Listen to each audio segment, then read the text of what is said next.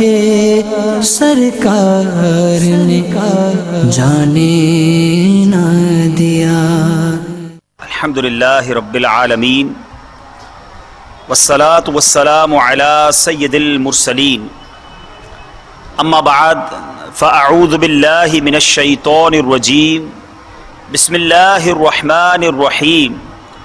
پڑھیے الصلاة والسلام علیک یا رسول اللہ وعلی آلک واصحابک یا حبیب اللہ۔ الصلاة والسلام علیک یا نبی اللہ وعلی آلک واصحابک یا نور اللہ۔ درود پاک پڑھنے کے بے شمار فضائل و برکات ہیں، اور بہت سارے واقعات درود پاک کے فضائل میں ملتے ہیں۔ ایک بڑا ہی پیارا واقعہ، بلکہ ایک کتاب درود پاک کے حوالے سے اتھارٹی سمجھی جاتی ہے، دنیا بھر میں مقبول ہے، کئی زبانوں میں جس کا ٹرانسلیٹ ہوا ہے، اور وہ کتاب ہے دلائل الخیرات شریف۔ وہ دلائل الخیرات شریف لکھنے کا ریزن کیا بنا، کیسے لکھی گئی اور کیوں لکھی گئی؟ حضرت شیخ محمد بن سلیمان جزولی رحمۃ اللہ تعالی وضو کرنے کے لیے ایک بار ایک کنویں پر گئے، مگر اس سے پانی نکالنے کے لیے آپ کے پاس کوئی چیز نہ تھی۔ شیخ پریشان تھے کہ کیا کریں۔ اتنے میں ایک اونچے مکان پر ایک بچی نے دیکھا تو کہنے لگی، آپ شیخ وہی ہیں نا کہ جن کی نیکیوں کا بڑا چرچا ہے، اس کے باوجود آپ پریشان ہیں کہ کنویں سے پانی کس طرح نکالوں؟ اب شیخ حیران ہے کہ بھائی رسی نہیں ہے، ڈول نہیں ہے، نیکیاں ضرور ہیں میرے پاس، لیکن پانی کیسے باہر نکلے گا؟ بچی کہتی ہے اب وہی ہیں جن کے بڑے چرچے ہیں۔ اس بچی نے کنویں میں اپنا لعاب، اپنا تھوک ڈال دیا۔ تھوڑی دیر میں کنویں کا پانی آٹومیٹکلی بڑھنا شروع ہو گیا، اونچا ہونا شروع ہو گیا، حتیٰ کہ کناروں سے نکل کر بہنے لگا۔ شیخ نے وضو کیا اور اس بچی سے کہنے لگے، میں تمہیں قسم دے کر پوچھتا ہوں، تم نے یہ مرتبہ کیسے حاصل کر لیا؟ اس بچی نے جواب دیا، میں رسول اکرم صلی اللہ علیہ وسلم پر کثرت سے درود پاک پڑھتی ہوں۔ یہ سن کر حضرت شیخ سلیمان جزولی رحمۃ اللہ تعالی نے قسم کھائی کہ دربار رسالت میں پیش کرنے کے لیے درود و سلام کی کتاب ضرور لکھوں گا، اور پھر حضرت نے دلائل الخیرات شریف کتاب تحریر فرمائی جو ساری دنیا میں مقبول ہو گئی۔ جو شیخ سلیمان جزولی رحمۃ اللہ تعالی کو مرتبہ ملا، آپ کو مرتبہ کیا ملا کہ آپ نے کتاب لکھی، اور آپ کے بارے میں آتا ہے جب آپ دنیا سے آپ نے پردہ فرمایا، اپنی قبر مبارک میں گئے، آپ کی قبر سے اس کی مٹی سے مشک کی خوشبو آیا کرتی ہے۔ درود پاک کی محبت نے آپ کو بھی یہ مرتبہ عطا فرمایا۔ تو مدنی چینل کے ناظرین اور یہاں موجود یورپ کے اسلامی بھائیوں سے گزارش ہے کہ درود پاک پڑھنا اپنا معمول بنائے رکھیں، چلتے پھرتے اٹھتے بیٹھتے درود پاک کثرت سے پڑھتے رہیں تو انشاءاللہ اس کی بہت ساری برکتیں ملتی رہیں گی۔ محبت کے ساتھ درود پاک پڑھ لے، صلو علی الحبیب صلی اللہ تعالی علی محمد صلی اللہ علیہ وسلم۔ آئیے اچھی اچھی نیتیں کر لیتے ہیں۔ نیت المؤمن خیر من عملی، کہ مومن کی نیت اس کے عمل سے بہتر ہے۔ تو ہم بھی نیت کرتے ہیں انشاءاللہ اول تا آخر توجہ کے ساتھ بیان میں شرکت کروں گا، اللہ کی رضا کے لیے بیان میں شرکت کروں گا۔ جن کے لیے ممکن ہو یہ بھی نیت کر لیں کہ بیان کی تعظیم کی نیت سے دو زانو بیٹھ کر بیان سنوں گا۔ اسی طرح یہ بھی نیت کر لیں جب جب درود پاک پڑھایا جائے گا انشاءاللہ درود پاک پڑھوں گا۔ بیان میں بات چیت سے بچتے ہوئے، موبائل فون کے استعمال سے بچتے ہوئے، ادھر ادھر دیکھنے سے بچتے ہوئے، کان لگا کر دھیان سے بیان سنوں گا۔ پیارے محترم اسلامی بھائیوں اور مدنی چینل کے ناظرین، بہت سنتے ہیں معجزہ کے بارے میں۔ معجزہ ہو گیا، لوگ اپنی عام زندگی میں بھی یہ لفظ بڑا استعمال کرتے ہیں کہ آج تو معجزہ ہو گیا، آج تو کمال ہو گیا، آج تو اگر یہ ہو جائے تو معجزہ ہو جائے گا۔ تو let me clear the definition of معجزہ۔ معجزہ جو ہے وہ عام آدمی سے نہیں ہوتا، ٹھیک ہے؟ اللہ کے ولی سے کوئی بات اس طرح کی صادر ہو جائے تو وہ کرامت ہوتی ہے، اور نبیوں سے جو اس طرح کا معاملہ ہو، اب اس کی ڈیفینیشن مزید آگے آئے گی، تو معجزہ فقط نبی دکھا سکتا ہے۔ پہلے تو یہ یاد رکھ لے، تو عام لوگوں کے لیے معجزے کا لفظ استعمال نہیں کرنا چاہیے۔ اب معجزہ کہتے کس کو ہیں؟ حضرات انبیاء علیہ السلام کی نبوت کی صداقت ظاہر کرنے کے لیے کسی ایسی تعجب خیز چیز کا ظاہر ہونا جو عادتاً نہیں ہوا کرتی، اس خلاف ظاہر ہونے والی چیز کا نام معجزہ ہے۔ چونکہ معجزہ نبی کی صداقت ظاہر کرنے کے لیے اللہ کی ایک نشانی ہوا کرتا ہے، اس لیے معجزے کے لیے ایک بات اور ضروری ہے کہ وہ خارق عادت ہو، یعنی ظاہری اسباب کے بالکل ہی خلاف ہو، ورنہ ظاہر کفار دیکھ کر کہہ سکتے ہیں کہ یہ تو فلاں سبب سے ہوا ہے، یعنی وہ چیز ہماری عقل میں نہ آئے، خارق عادت ہو، یعنی عادتاً یہ چیز نہ ہوتی ہو۔ تو میرے پیارے اسلامی بھائیوں کہ اب یہ پتہ چلا کہ معجزہ جو ہے وہ اللہ تبارک و تعالی انبیاء کو عطا کرتا ہے نبوت کے اظہار کے لیے، تاکہ ان کی قوم جب یہ ڈیمانڈ کرے کہ اگر آپ نبی ہیں تو کوئی میریکل، کوئی معجزہ بتائیں، تو انبیاء کو رب نے معجزے عطا فرمائے اور انبیاء معجزات دکھاتے رہے۔ اب پیارے اور محترم اسلامی بھائیوں، آئیے کہ کس نبی کو کس طرح کے معجزے دیے گئے۔ یہ تو بہت طویل فہرست ہے، مگر اللہ تعالیٰ کا ہر کام ہی حکمت بھرا ہوتا ہے۔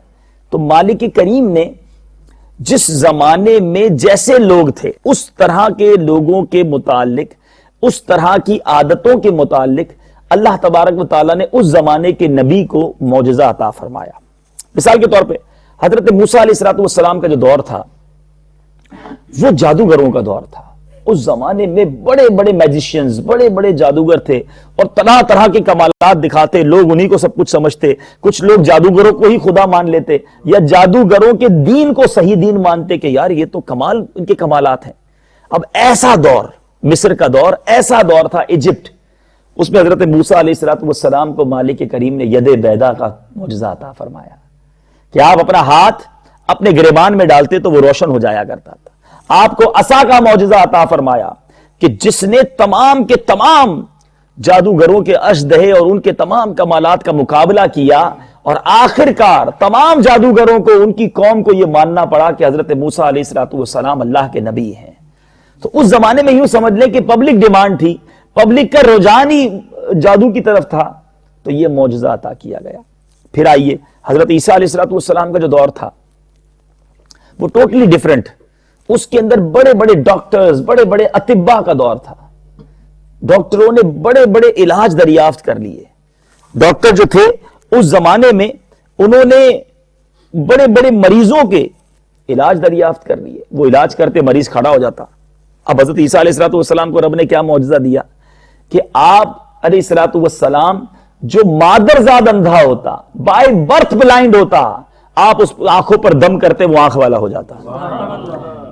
اچھا، آپ کوڑ کے مرض کا ہاتھ پھیراتے تو وہ کوڑ کا مرض دور ہو جاتا۔ ڈاکٹر حیران تھے کہ اس کا ہمارے پاس علاج نہیں تھا، یہ علاج لے کر آ گئے۔ ایون حضرت عیسیٰ علیہ السلام کو یہ معجزہ دیا کہ آپ مردے کو اشارہ کرتے وہ زندہ ہو جایا کرتا۔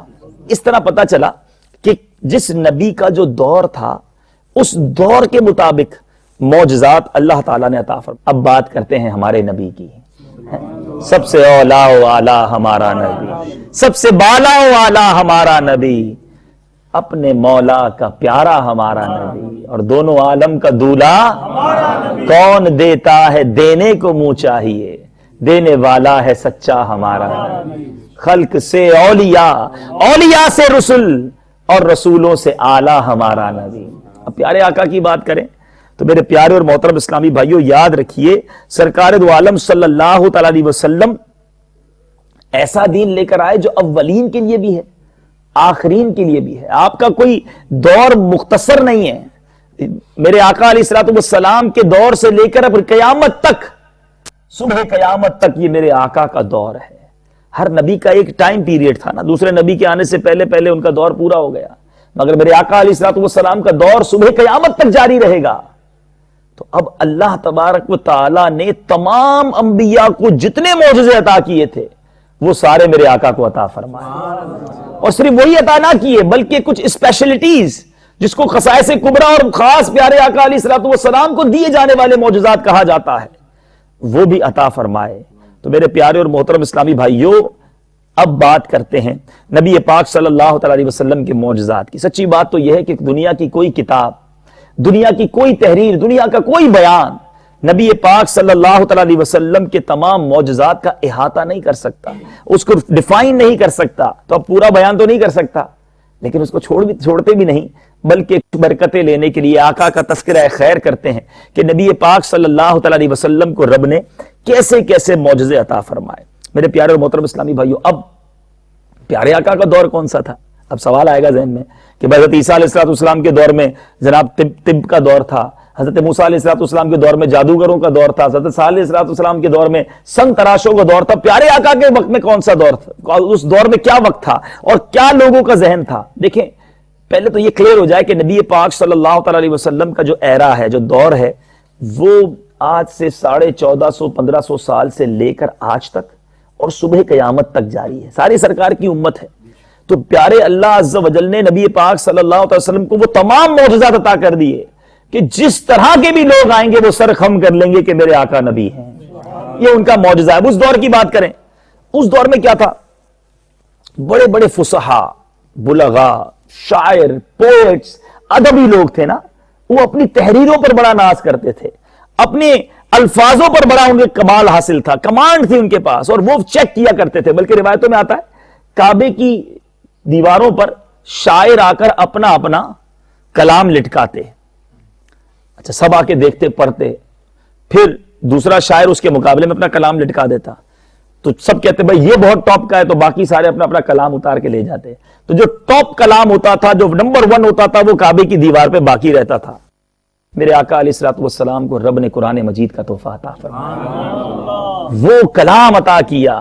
روایتوں میں آتا ہے میرے آقا کی طرف سے سورہ کوثر، سب سے چھوٹی سورت ہے، وہ جا کر کعبے کی دیوار پر یہ کلام لگا دیا گیا۔ بڑے بڑے شعراء آئے، چیک کرنے والے آئے، آتے ایک 3 آیتیں پڑھتے اور سر جھکاتے، کہتے کسی بندے کا کلام نہیں ہے، یہ کسی مخلوق کا لکھا ہوا نہیں ہے، اپنا اپنا کلام اتار کر لے جاتے کہ اس کا مقابلہ کوئی نہیں کر سکتا۔ میرے پیارے اور محترم اسلامی بھائیوں، یہ چیلنج تو خود قرآن دیتا ہے۔ قرآن مجید فرقان حمید میں ارشاد ہوتا ہے، اے محبوب فرما دیجئے اگر تمام انسان و جن اس کام کے لیے جمع ہو جائیں کہ قرآن کا مثل لائیں تو نہ لا سکیں گے، اگرچہ ان کے بعض کی مدد کریں، یعنی ایک دوسرے کی مدد بھی کریں نا، تو قرآن کا مثل نہیں لا سکتے۔ پھر قرآن مجید نے ایک اور چیلنج کیا، فرمایا کل فأتوا بعشر سور مثلی، اگر تم پورے قرآن کا مثل نہیں لا سکتے تو 10 ہی صورتیں بنا لاؤ، چلے 10 صورتیں بنا کے لے آؤ۔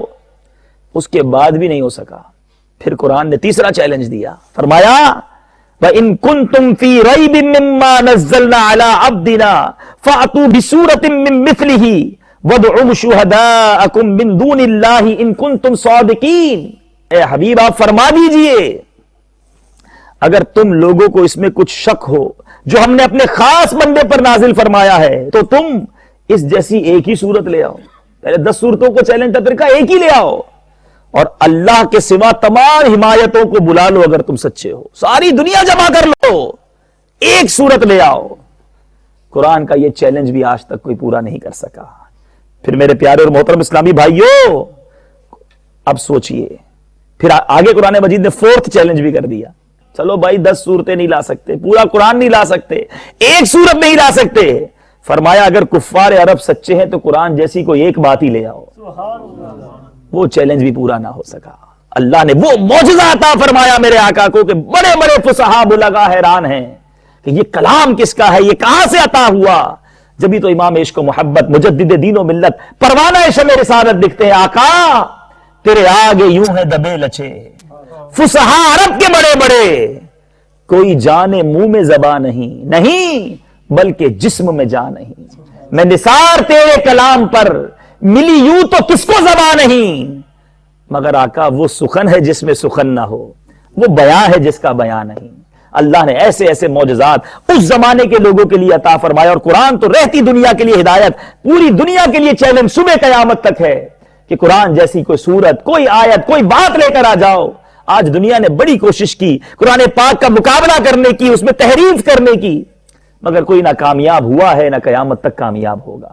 قرآن کی حفاظت کا ذمہ خود رب نے لیا ہے، دنیا میں کوئی ایسی کتاب نہیں ہے میرے پیارے اور محترم اسلامی بھائیوں جس کے کروڑوں حافظ ہوں۔ الحمدللہ آج 1500 سال کا وہ بیش ہو گئے، مگر ایک زبر زیر پیش میں بھی قرآن پاک میں تبدیلی نہیں ہوئی ہے، اور انشاءاللہ قیامت تک نہیں ہوگی۔ تو بہرحال میرے پیارے اسلامی بھائیوں، معجزات نبی کی بات ہو رہی ہے، اور معجزہ میرے آقا کو رب نے اتنے عطا فرمائے کہ جس کو میں نے کہا نا کاؤنٹ بھی نہیں کر سکتے, زمین پر رہ کر آسمانوں پر کنٹرول. سبحان اللہ. کفار مکہ آتے ہیں, اے محمد صلی اللہ تعالی علیہ وسلم اللہ کے سچے نبی ہو تو کوئی معجزہ دکھاؤ. میرے آقا نے چاند کی طرف اشارہ فرمایا, 2 ٹکڑے فرما دیے. ہزاروں میل دور چاند ٹکڑے ہو گیا. کہتے ہیں توڑ تو دیا ہے, اب جوڑ کر بھی بتاؤ.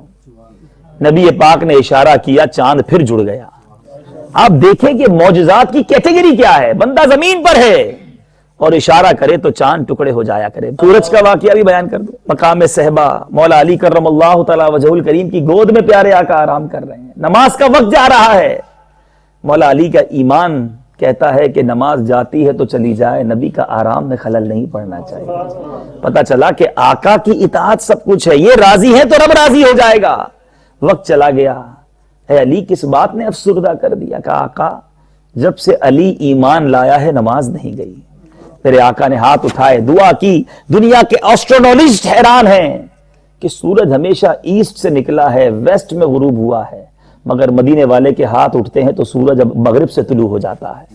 کہا علی دوبارہ نماز پڑھ لو. معجزات کا آپ عالم دیکھیے کہ زمین پر ہیں مگر آسمانوں پر کنٹرول ہے.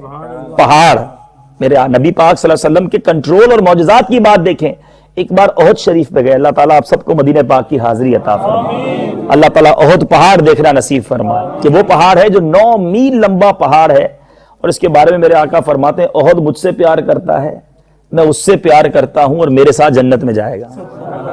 اب علماء بڑی پیاری ڈیبیٹ کرتے ہیں اس میں کہ پتھر, سٹون ہے نا پہاڑ, پتھر نبی سے پیار کرے تو جنت میں چلا جائے, نبی کا امتی پیار کرے تو کیوں جنت میں نہ جائے گا؟ بات پیار کی ہے, بات عشق کی ہے. ارے پتھر پیار کرے تو آقا کہیں میرے ساتھ جنت میں جائے گا. اے غلامان مصطفیٰ, آقا سے محبت اپنا شیوا بنا لو, انشاءاللہ اپنے پیچھے جنت میں لے جائیں گے. احد پر گئے میرے آقا. کون کون ساتھ ہیں؟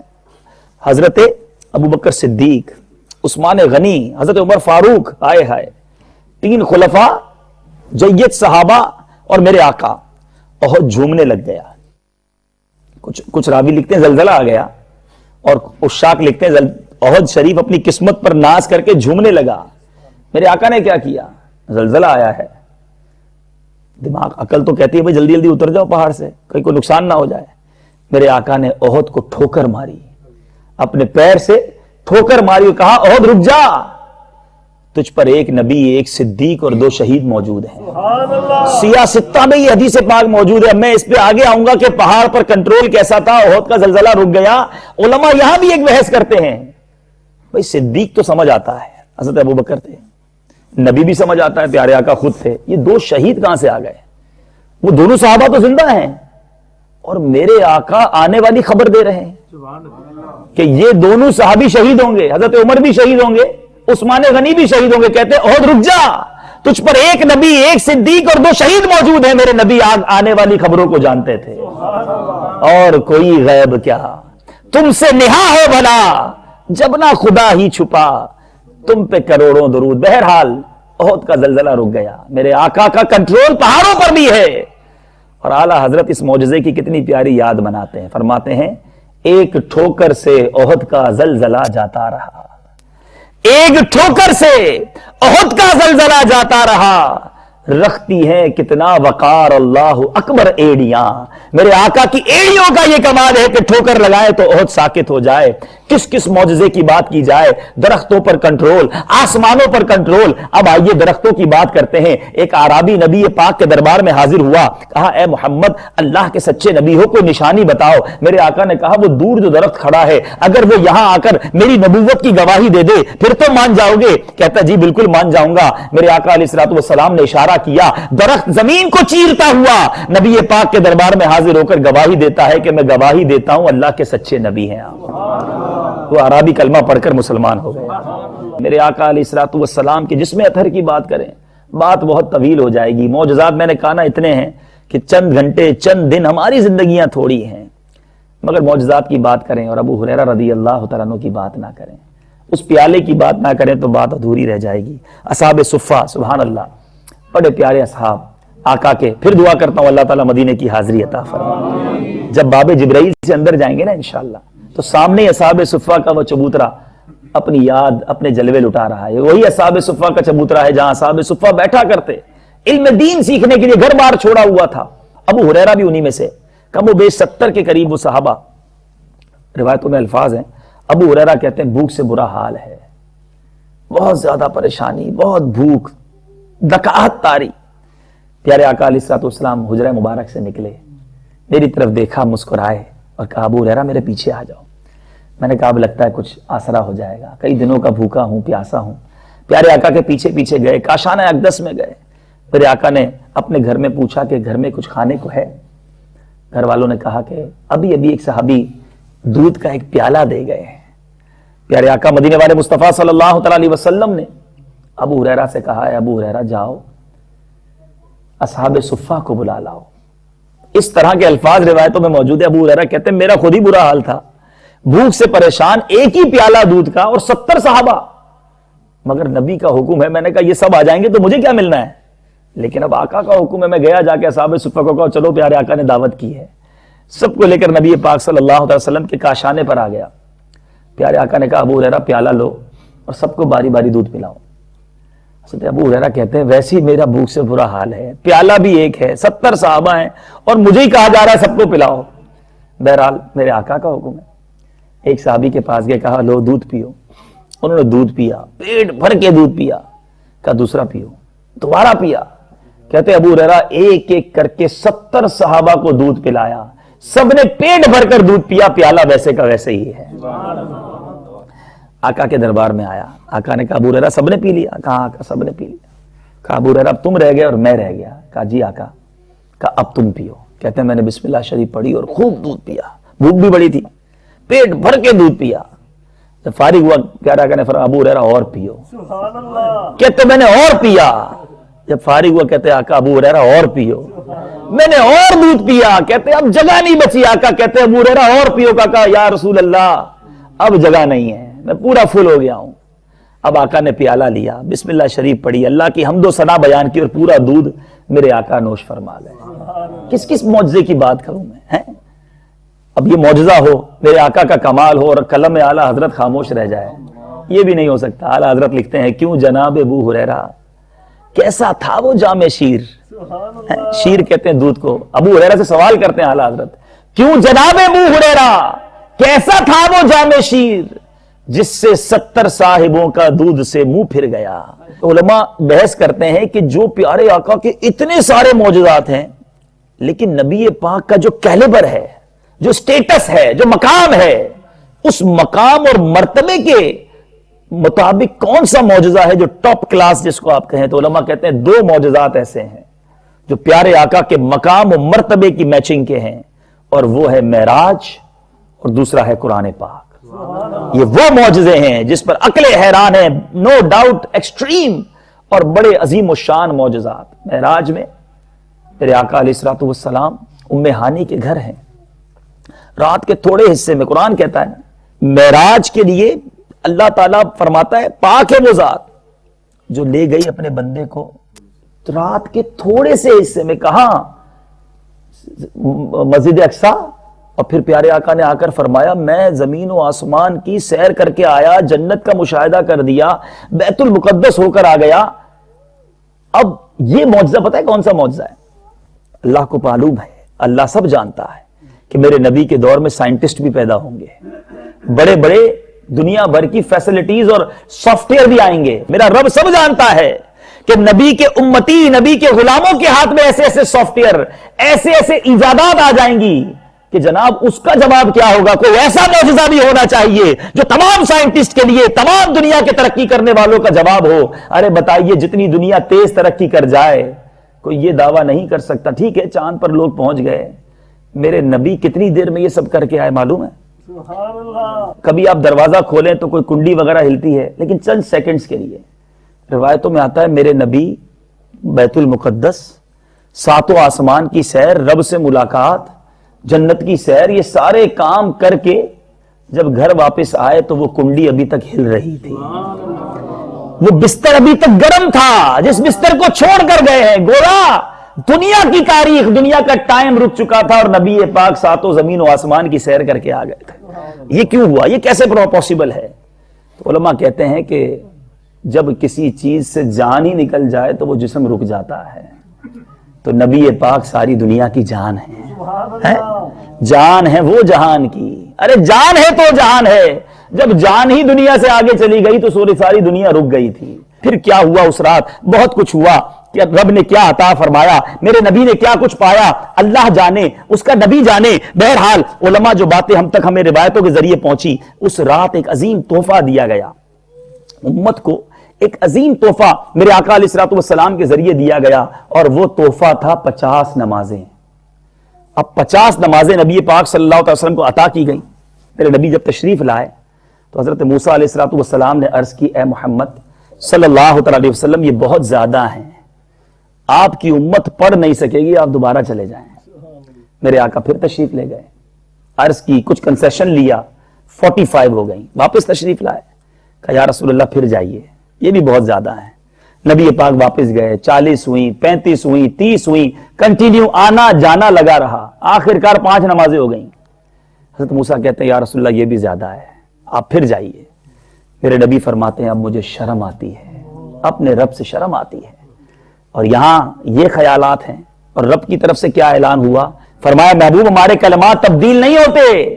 50 نمازیں فرض کی گئیں, 5 کر دی گئیں, لیکن تمہارا جو امتی 5 نمازیں پڑھے گا اسے 50 نمازوں کا ثواب دیا جائے گا. یہ تو نمازیں فرض کیسے ہوئی ہے ہمیں پتہ چلا نا, لیکن اس میں ایک اور بات علماء کہتے ہیں, یہ بار بار موسیٰ علیہ الصلوۃ والسلام کا اللہ کی بارگاہ میں نبی پاک کو بھیجنا, یہ کیا تھا؟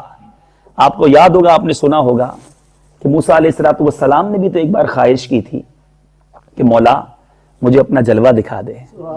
تو کیا فرمایا, موسیٰ تم دیکھ نہیں سکو گے. پھر بھی کیلو کال ہوا اور اس کے بعد التجا ہوئی. فرمایا ٹھیک ہے. اللہ تعالیٰ نے اپنی ایک تجلی کوہ طور پر نازل فرمائی. حضرت موسیٰ علیہ الصلوۃ والسلام اس کی بھی تاب نہ لا سکے. اور آپ کو پتہ ہے عاشقوں کے انداز نرالے ہوتے ہیں. ابھی بھی کوئی مدینہ شریف سے آ جائے تو لوگ اس کی آنکھیں چوم لیتے ہیں کہ اس نے مدینہ دیکھا ہے, ابھی تازہ تازہ مدینہ دیکھ کر آیا ہے. تو حضرت موسیٰ علیہ السلام کیا کر رہے تھے, چلو میں تو نہیں دیکھ سکا, اس نبی کی آنکھیں دیکھ لوں جو ابھی ابھی رب کو دیکھ کر آ رہے ہیں. کہا یا رسول اللہ پھر جائیے. آقا جاتے واپس آتے, موسیٰ علیہ السلام پھر آنکھیں دیکھ لیتے ہیں. آقا پھر جائیے, واپس آتے, پھر آقا علیہ السلام کی آنکھوں کا دیدار کر لیتے. یہ عشق کی باتیں ہیں. علماء اس کی ایک بحث کرتے ہیں کہ بار بار بھیجنے میں یہ بھی ایک حکمت ہو سکتی ہے کہ نبی کی وہ آنکھیں ہی دیکھ لوں جو آنکھیں رب کو دیکھ کر آ رہی ہیں. صلوات والسلام میں ہم پڑھتے ہیں نا, کس کو دیکھا یہ موسیٰ سے پوچھے کوئی, فرق مطلوب و طالب کا سمجھے کوئی, قصہ طور و معراج دیکھے کوئی, کس کو دیکھا یہ موسیٰ سے پوچھے کوئی, آنکھ والوں کی ہمت پہ لاکھوں سلام. تو وہاں تو التجا ہے اور یہاں بلاوا ہے. اعلیٰ حضرت لکھتے ہیں نا, تبارک اللہ شان تیری تجھی کو زیبا ہے بے نیازی, کہیں تو وہ جوش لن ترانی اور کہیں تقاضے وصال کے تھے. کہیں منع کیا جا رہا ہے نہیں دیکھ سکو گے, اور کہیں جبریل کو بھیجا جا رہا ہے کہ جبریل جاؤ میرے محبوب کو لے کر آ جاؤ. بڑھ اے محمد قریب آ سرور ممجد, تمہاری خاطر کشادہ ہیں جو کلیم پر بند راستے تھے, جو راستے موسیٰ کے لیے بند تھے محبوبہ تمہارے لیے کھلے ہوئے ہیں. تو بہرحال میرے آقا پر بہت سارے انوار و تجلیات کی بارش ہوئی. اور اعلیٰ حضرت عشق کے الفاظ میں بڑی پیاری بات لکھتے ہیں, چاند سے مخاطب ہو کر کہتے ہیں کہ میرے آقا جب چلے تھے 27ویں تاریخ کو, آپ نے دیکھا ہوگا چاند نہیں ہوتا, تو اعلیٰ حضرت کا عشق بھی نرالا ہے. کہتے ہیں ستم کیا کیسی مت کٹی تھی کمر, وہ خاک ان کے رہ گزر کی اٹھا نہ لایا, کہ ملتے ملتے یہ داغ سب دیکھنا دھلے تھے. اے چاند تو بھی اس دن موجود ہوتا, آقا گزرتے ان کے قدموں کی خاک تھوڑی اٹھا کے اپنے منہ پہ مل لیتا, جو تیرے پر داغ ہے وہ بھی ختم ہو گئے ہوتے. آج چاند داغدار ہے نا. اعلیٰ حضرت کہتے ہیں ستم کیا کیسی مت کٹی تھی, ارے کمر وہ خاک ان کے راہ گزر کی اٹھا نہ لایا, کہ ملتے ملتے یہ داغ سب دیکھنا مٹے تھے. آئے ہائے, اعلیٰ حضرت کے عشق پر ہماری جانیں قربان. بہرحال معراج کی بات کیا کیا کریں. اب معراج کی رات ایک تو نماز کا تحفہ ملا, میرے آقا نے کچھ جنت کے نظارے تو فرمائے, جہنم کے طبقات کو بھی ملاحظہ فرمایا.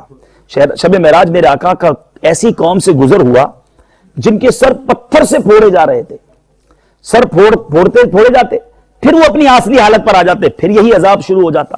میرے آقا نے فرمایا جبریل یہ کون لوگ ہیں؟ میرے آقا سے جبریل امین نے عرض کیا, آقا یہ وہ لوگ ہیں جو نماز سے غفلت کرتے ہیں. اے نبی پاک کے غلاموں، اے عشق رسول کا دم بھرنے والوں، ایک تو معراج کا تحفہ نماز ہے، اور معراج ہی کی رات نبی پاک نے دیکھا کہ وہ لوگ ایسے عذاب میں مبتلا ہوں گے کہ جن کے سر پھوڑے جا رہے ہیں، کیا پھر بھی ہم نماز نہیں پڑھیں گے؟ پھر بھی ہم نماز کی پابندی نہیں کریں گے؟ اسی طرح ایک قوم پر میرے آقا کا گزر ہوا، سامنے ایک ہنڈیا پر پکا ہوا گوشت رکھا ہوا اور ایک ہنڈیا میں کچا سڑا ہوا گوشت۔ وہ سڑا ہوا خبیث گوشت تو کھاتے تھے، صاف ستھرا گوشت نہیں کھاتے۔ میرے آقا نے فرمایا یہ کون لوگ ہیں؟ جبریل نے عرض کیا یہ وہ مرد ہیں جن کے پاس حلال بیوی ہوتے ہوئے بھی یہ بدکار عورتوں کے پاس رات گزارتے ہیں، اور وہ عورتیں جو اپنے حلال شوہر کو چھوڑ کر بدکار مرد کے پاس رات گزارے۔ اے بدکاری کرنے والوں، بے حیا عورتوں سے دوستیاں کرنے والوں، سنو سنو، یہ معراج کی رات ہمیں کچھ میسج دے رہی ہے۔ میرے آقا علیہ الصلوۃ والسلام کا ایک قوم سے گزر ہوا جو خون کی نہر میں تیر رہی تھی، کنارے پر پہنچتے انہیں دھکا دے دیا جاتا، پھر خون کی نہر میں چلے جاتے۔ کہا جبریل کون لوگ ہیں؟ کہا آقا یہ سود خور ہیں۔ اے انٹرسٹ کا کام کرنے والوں، اے سود پر اپنے کاروبار کی تعمیر کرنے والوں، سنو اور توبہ کر لو۔ یہ دنیا بہت مختصر ہے، یہاں بے حیائی کر کے، یہاں حرام کما کے، یہاں نمازیں چھوڑ کے، یہاں جناب ماں باپ کو ستا کر، یہاں مسلمانوں کا حق مار کر زندگی تو گزر جائے گی، مگر قبر میں ہم سب کو جانا ہے۔ اور قبر یاد رکھیے فقط دو طرح کی ہوتی ہے، یا تو جنت کے باغوں میں سے ایک باغ ہوتی ہے، یا تو دوزخ کے گھڑوں میں سے ایک گھڑا۔ آپ اور میں غور کریں کہ میں نے اب تک زندگی کیسی گزاری ہے۔ دیکھیں یہ تو طے ہے نا، ہم سب نے دنیا سے جانا ہے، آج بھی ہم میں سے کوئی جا سکتا ہے۔ ذرا اپنے آپ سے کوسچن کر لیجئے، اگر آج چلے گئے تو میری قبر جنت کا باغ ہوگی یا دوزخ کا گھڑا؟ دنیا ہی میں رہ کر قبر اچھی کرنی ہے میرے پیارے اسلامی بھائیوں۔ یہ معراج کا واقعہ ہمیں پکار پکار کر کہہ رہا ہے کہ میرے نبی کو یہ معراج کی رات نماز کا تحفہ ملا ہے، مگر آج مسلمان کے پاس نماز پڑھنے کے لیے ٹائم نہیں۔ کہتا ہے جاب سے چھٹی نہیں ملتی، نماز سے کیوں کہتے ہو کہ مجھے کام ہے؟ اپنے کام سے کہو کہ مجھے نماز پڑھنی ہے۔ آج نیت کر لیجئے کہ آج کے بعد ہماری کوئی نماز قضا نہیں ہوگی انشاءاللہ۔ ایسی پکی نیت کریں، ایسا نعرہ بلند کریں کہ شیطان یہاں سے دور سے بھاگ جائے، آج کے بعد ہماری کوئی نماز قضا نہیں ہوگی انشاءاللہ۔ اب آپ نے بے حیائی کا عذاب بھی سن لیا، زبان درازی کا بھی سن لیا، آپ نے پیارے آقا علیہ الصلوۃ والسلام کی زبانی جہنم کے عذاب سنے۔ آج نیت کر لو آج کے بعد حرام روزی نہیں کماؤں گا، آج کے بعد بد نگاہی نہیں کروں گا، فلمیں ڈرامے گانے باجے نہیں دیکھیں گے۔ میرے پیارے اسلامی بھائیوں، یہی دعوت اسلامی کا میسج ہے کہ مسلمان دنیا میں رہ کر اپنی آخرت بہتر کر لیں، کہیں ایسا نہ ہو کہ بعد میں شرمندہ ہونا پڑے، بعد میں پچھتانا پڑے۔